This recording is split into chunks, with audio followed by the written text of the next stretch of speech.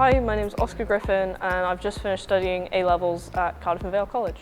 I was getting bullied in high school and seeing that the college had a commitment to the Transform Cymru Charter was a big part of my decision because I knew that meant it was a safe environment to study in. But then additionally, I really liked the college's kind of independent learner focus and the way that it's not about what your parents think of it. When I came to the open days, they didn't just talk to my parents, they spoke to me.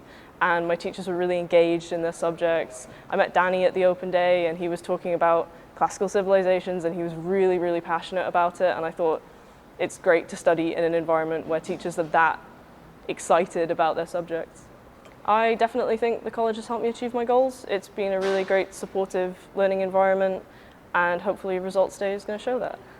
Now that I've finished my A-levels, I'm hoping to go off to university to study classical Latin and Greek at Cambridge University or to do classics at King's College London. The Scholars Programme really stood out as an opportunity because you get to interact and learn critical thinking skills with people who might be on a similar academic pathway to you.